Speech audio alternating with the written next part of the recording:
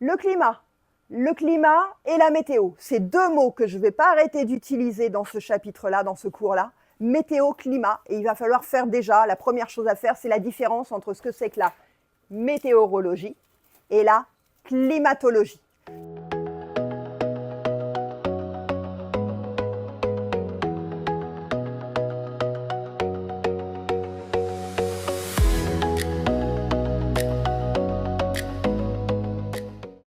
Donc, la différence entre la météorologie et la climatologie, c'est qu'on va étudier un certain nombre de paramètres, un certain nombre de phénomènes.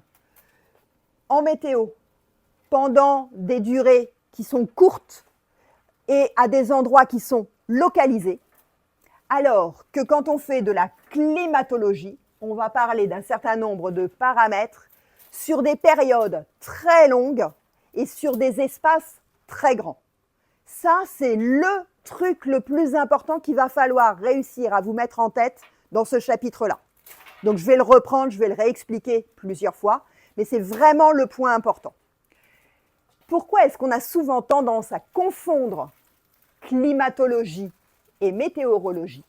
Eh bien, c'est tout simplement parce qu'on va étudier des phénomènes qui sont semblables dans les deux.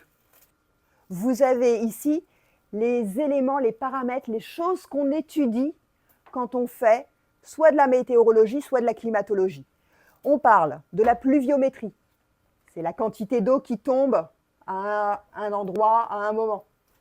La pression atmosphérique, la température, l'humidité, la vitesse du vent. Toutes ces choses-là, c'est ce dont on parle quand on fait de la météorologie. Et quand on fait de la météo, si vous regardez les infos, si vous écoutez la radio, vous voyez la météo pour le lendemain. On parle de la météo qu'il y aura ici, dans la journée, ou pour demain, ou après-demain, ou dans les jours qui viennent. Mais on parle de la météo dans la ville où on est, à l'endroit où on est. Et la météo dans une autre ville, à un autre endroit, ne sera pas la même. Et la météo, on en parle pour aujourd'hui, demain, après-demain, on en parle pour dans pas longtemps. La météo, dans 3 mois, on ne la connaît pas. On connaît la météo, on peut prévoir la météo sur une petite surface, un endroit localisé, notre ville par exemple, ou bien notre région, et pour les jours qui viennent. Alors que quand on parle de la climatologie, là, cette fois, on va étudier les mêmes éléments, mais ces éléments-là, on les étudie sur une très grande surface. Ça va même être une plus grande surface que notre pays. J'allais vous dire, on peut étudier ça sur le climat qu'il y a en France ou même le climat qu'il y a en Europe. On parle de grandes surfaces et le climat, c'est des moyennes qu'on va faire sur, pas les 2-3 jours qui viennent, mais sur plusieurs années, plusieurs dizaines d'années, plusieurs milliers d'années. C'est sur des temps qui sont très longs. Donc le climat, c'est un petit peu les mêmes éléments qu'on étudie quand on fait de la météorologie, mais sur une échelle de temps et sur une distance qui est beaucoup plus grande, beaucoup plus vaste. Ça, c'est un des points essentiels qu'il faut avoir compris dans ce chapitre. Une fois que vous avez compris ça, on va pouvoir regarder un certain nombre d'autres choses sur ce qui peut se passer, ce qu'il peut y avoir comme problème, comme difficulté liée à la météo ou au climat. Les difficultés qu'il peut y avoir, c'est ce qu'on va appeler des risques. Il peut y avoir des risques et si vous écoutez les infos encore une fois, vous entendez qu'il y a des inondations à tel ou tel endroit. Et puis il y a d'autres périodes où on a des sécheresses et des maisons qui se fissurent à d'autres endroits. Et vous pouvez entendre parler d'éboulements et de glissements de terrain à d'autres endroits. Tout ça, tous ces éléments-là, ce sont des risques qui sont liés à la météorologie qu'il y a à certains endroits.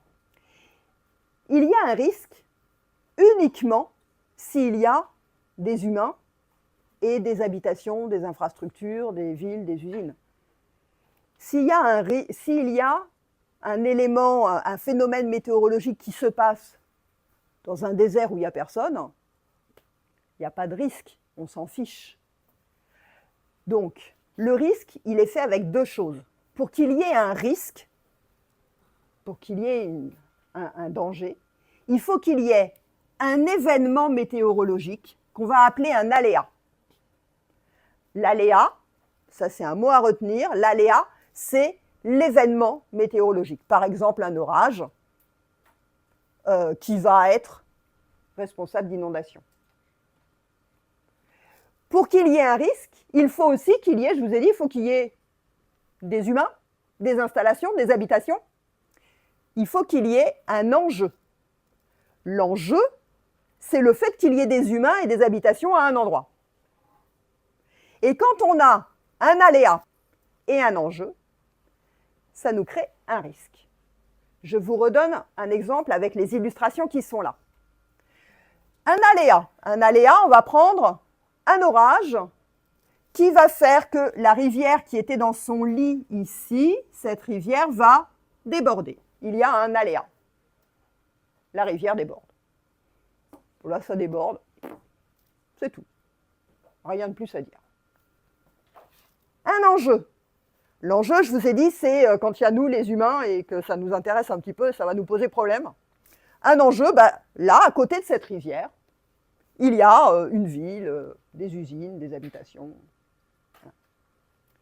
Et si on met les deux ensemble, on se retrouve là avec la ville et les habitations qui sont inondées par la crue de cette rivière. Donc là, on a un risque. Si on a juste un enjeu comme ça, une ville, mais qu'il n'y a pas d'aléa, s'il n'y a pas d'orage, s'il n'y a pas d'inondation sur cette rivière, il n'y a pas de risque. Et si on a une rivière comme ça avec un aléa, mais qu'il n'y a pas de ville à côté, il n'y a pas de risque non plus. Donc, c'est pour ça que je reprends un truc important à bien retenir. Pour qu'il y ait un risque, faut qu'il y ait un événement qui se passe. S'il n'y a pas d'événement, il ne se passe rien.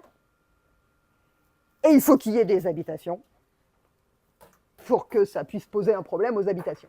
Et c'est ça qui fait le risque. Donc, un risque, c'est un aléa et un enjeu. Ça, je viens de bien insister dessus, c'est le deuxième point. Là, il est un petit peu compliqué à comprendre, mais c'est vraiment le deuxième point super important de ce chapitre-là. Donc, s'il y a de la couleur à mettre quelque part, il y avait météo, climat, et là, on ajoute aléa plus enjeu, et ça fait un risque. Il faut réussir à l'expliquer. Ce schéma bilan, qui est un schéma bilan que je vous ai distribué, vous l'avez sur vos documents, permet de remettre un petit peu tous ces mots de vocabulaire en place. La météo, le climat. Je vous ai dit jouer avec de la couleur. Là, vous pouvez en mettre. Météo, climat. Les deux points importants à bien différencier. Météo, c'est par exemple la température du jour. Et la climatologie, c'est les températures moyennes sur des grandes distances, des grandes surfaces et des temps très longs. Le risque. Un risque, il y a un risque s'il y a un aléa, donc un événement météorologique qui va se produire, un orage par exemple, et des enjeux. Des enjeux, les habitations, les villes, les infrastructures humaines, là où on est installé. Quand il y a les deux, ça nous fait un risque. L'exemple qui est donné ici, du vent, une tornade, des précipitations. Quand il y a beaucoup de précipitations, la rivière qui est ici peut avoir une crue. Elle peut déborder. Ici, on a une ville qui est à côté. Cette ville, si ça déborde, elle peut se retrouver inondée. C'est ce qu'on entend sans arrêt là en ce moment aux infos. Maintenant, les humains, on va essayer, nous, de faire un certain nombre de choses pour se protéger de tout ça. Et donc, on a plusieurs stratégies possibles. On va essayer d'adopter différentes techniques pour se protéger quand il y a un risque. On n'est pas capable de supprimer l'aléa.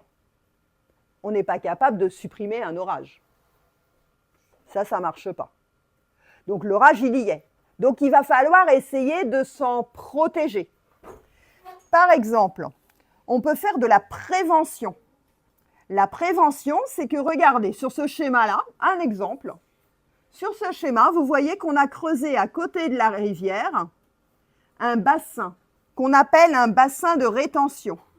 Et quand la rivière a une crue, va déborder, l'eau qui est en trop, vous le voyez sur le schéma ici, l'eau qui est en trop va aller s'accumuler dans ce bassin de rétention. C'est une petite cuvette où l'eau qui est en trop, au lieu d'aller dans la ville, on prévoit un endroit à côté qui est prévu pour avoir des inondations. Comme ça, on stocke l'eau à ce moment-là et puis après, elle pourra s'écouler tranquillement. Donc ça, c'est une méthode de prévention. On va essayer à l'avance de creuser quelque part pour que l'eau puisse y aller pour le jour où il y aura une inondation à gérer. On peut faire également des techniques qu'on va appeler des adaptations et des protections. On va s'adapter ou se protéger, par exemple, en construisant ici une digue, une jetée, une levée. Il y a plusieurs mots qu'on peut utiliser. Cette digue, on voit bien que quand le niveau de l'eau va monter ici, la digue, quand le niveau de l'eau est monté, protège les maisons qui sont de l'autre côté. Donc ça, c'est ce qu'on va appeler de l'adaptation ou de la protection. Et puis, pour d'autres aléas, on peut faire de l'atténuation. Alors, on va parler des gaz à effet de serre qui peuvent modifier le climat, qui peuvent modifier la partie de climatologie. Et ces émissions de gaz à effet de serre qui modifient la climatologie, on en est responsable. On en a déjà parlé dans d'autres cours. Les gaz à effet de serre, c'est nous les humains qui allons les libérer quand on fait toutes nos activités de chauffage, de transport, d'usine. Tous ces gaz qu'on va libérer vont faire un réchauffement climatique. Bon, le réchauffement climatique, ces gaz à effet de serre vont changer la climatologie et donc peuvent être responsables de changements météorologiques, des événements, des aléas qui peuvent apparaître plus fréquemment. Et donc là, nous ou les humains, on peut faire quelque chose. Cette façon d'agir va s'appeler de l'atténuation. On peut essayer de diminuer notre impact.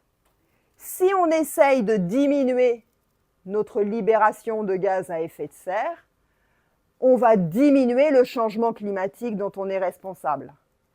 Et on va essayer de diminuer donc les aléas exceptionnels qui peuvent arriver, dont on serait responsable. Donc ça, c'est 3 techniques qu'on peut utiliser pour essayer de diminuer les risques. Je vous présente un petit truc là sur la quantité d'énergie qu'il y a sur notre planète, quelque chose qui permet d'expliquer la différence de température aux différents endroits de la planète. Pôle Nord, pôle Sud, la Terre, l'équateur qui est ici, et le Soleil. Si vous vous rappelez un cours qu'on a fait en 6e, le Soleil, il est absolument gigantesque, gigantesque et énorme. Il serait là, très très loin par là, mais par rapport à la taille de la Terre, il est vraiment beaucoup, beaucoup, beaucoup plus gros. Et donc, il envoie des rayons, les rayons solaires, donc, qui contiennent de l'énergie, qui sont une source de chaleur. Ces rayons, ils arrivent, ils sont tous comme ça, parallèles les uns aux autres. Et donc, les rayons, là, pour vous montrer comment se fait cette répartition de l'énergie, on va prendre des rayons qui font la même taille. Vous voyez, là, on va imaginer une certaine taille de rayons solaires, et là, la même taille, la même quantité d'énergie qui va arriver.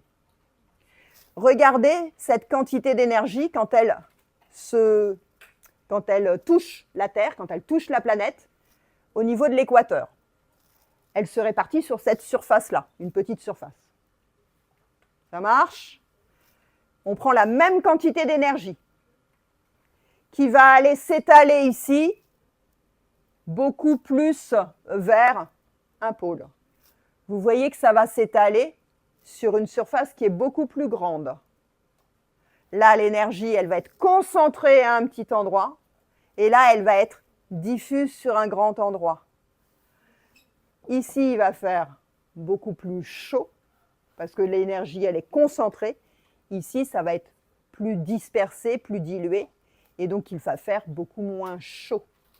Ça, c'est ce qui permet d'expliquer qu'on n'a pas la même température partout sur Terre. On fera une séance de travaux pratiques là-dessus, on reviendra là-dessus. Comme on n'a pas la même température partout sur Terre, eh bien, le résultat, c'est qu'on n'a pas le même climat. Là, je ne parle plus de la météo, mais je parle du climat. On n'a plus le même climat aux différents endroits de la Terre. Ça, en général, vous le savez, donc je vais aller très vite là-dessus. Dans toute la partie qui est là autour de l'équateur, toute cette zone-là, on a une zone où qu'on va, de façon très schématique, appeler une zone qui est chaude. Ensuite, on a des zones qui sont tempérées. Et puis ensuite, plus loin vers les pôles, on a des zones qui sont froides. Ça, en général, vous le connaissez. La conséquence de ce truc-là, c'est que quand on n'a pas la même température aux différents endroits, eh bien, ça va créer des courants. Des courants dans l'air, des courants de vent, et ça va créer des courants dans l'eau également. Parce que la température qui n'est pas la même aux différents endroits, elle va vouloir s'équilibrer. Quand on a des endroits chauds, des endroits froids, alors là, on est sur les courants marins. Donc, là, je l'illustre avec les courants marins. Si vous prenez un bain, vous vous mettez dans une baignoire, vous faites un bon bain, il est tiède, tout va bien, vous vous mettez dedans, la température petit à petit va diminuer. Vous avez envie de le réchauffer. Vous avez envie de réchauffer votre baignoire, vous faites couler de l'eau chaude par le robinet, elle coule à un endroit. Ben, cette eau chaude qui coule à un endroit, il faut un petit peu de temps pour qu'elle réchauffe l'ensemble de la baignoire. Mais si on fait rien, alors des fois on fait tourner l'eau pour que ça aille plus vite et que ça fasse réchauffer l'ensemble de la baignoire. Mais si on ne fait rien, naturellement tout seul, au bout d'un certain temps, l'eau chaude va s'éparpiller, la température va se répartir toute seule dans l'ensemble de la baignoire pour refaire une baignoire tiède à la bonne température. C'est bien que les endroits qui ne sont pas à la même température vont avoir tendance à se mélanger. C'est ça qu'il faut juste réussir à comprendre. Et donc, dans les océans, eh bien, il va y avoir des courants comme ça pour que les endroits qui sont chauds aillent se mélanger aux endroits qui sont froids. Les courants, il y a des courants dans les océans. Vous voyez ces courants dans les océans. Ces courants dans les océans vont essayer de faire un mélange des températures. Et ces courants dans les océans qui font ces mélanges de températures vont être responsables de conditions climatiques qui ne sont pas les mêmes sur les côtes. Ici, vous voyez qu'il y a un courant qui est froid qui va passer, qui va donc avoir tendance à refroidir cette zone-là. Ici, il y a un courant qui est chaud qui va passer, qui va donc avoir tendance à réchauffer cette zone-là. Donc, les courants qu'il y a dans les océans vont modifier les températures qu'il y a, qui nous concernent aux différents endroits. Dans l'atmosphère, il se passe la même chose. L'air chaud va avoir tendance à monter. Il va se déplacer parce qu'il va avoir tendance à vouloir aller se mélanger là où il y a de l'air froid, qui va redescendre. Et tout ça, vous voyez que cette boucle-là que ça forme, c'est ce qu'on va appeler une cellule de convection, peu importe le vocabulaire. Il y a de l'air qui se déplace avec du vent là à la surface, du vent en altitude, et cet air va refroidir cette zone-là va être plus chaude, etc., etc. Et tout ça est responsable des climats qu'on va trouver sur la Terre à ces endroits-là. Donc, il y a des courants dans l'air, il y a des courants dans l'eau. Et je reviens maintenant sur nos gaz à effet de serre. Ça, c'est un schéma que je vous ai montré l'année dernière quand vous étiez en 6e. L'énergie du Soleil vient à la surface de la Terre. Cette énergie solaire, elle traverse notre atmosphère et cette énergie solaire, elle repart ensuite vers l'espace, mais comme il y a une atmosphère et des gaz à effet de serre, il y en a une petite partie qui repart et une partie qui reste sur notre planète. Je vous avais expliqué que c'est ça qui permet à notre planète d'avoir la température moyenne de 15 degrés, que cette température moyenne de 15 degrés, elle est là parce qu'on a une atmosphère. Si on n'avait pas d'atmosphère, il y aurait beaucoup plus d'énergie solaire qui repartirait vers l'espace et donc il ferait beaucoup plus froid sur notre planète. Les gaz à effet de serre qui viennent de toutes nos émissions liées au chauffage, au transport, aux usines, tous ces gaz, ils vont se rajouter là dans l'atmosphère et ils vont empêcher une certaine partie de cette chaleur de s'échapper de nouveau vers l'espace. Et cette chaleur, elle va davantage rester sur la planète et donc elle va petit à petit augmenter la température de la planète. Petit à petit, ça augmente. Donc là, il y a un point d'interrogation parce qu'on ne sait pas jusqu'à combien ça peut augmenter ou combien ça va augmenter. Ça dépend de ce qu'on va faire nous, comment on va agir. Donc nous, les humains, on a la possibilité d'agir sur le climat.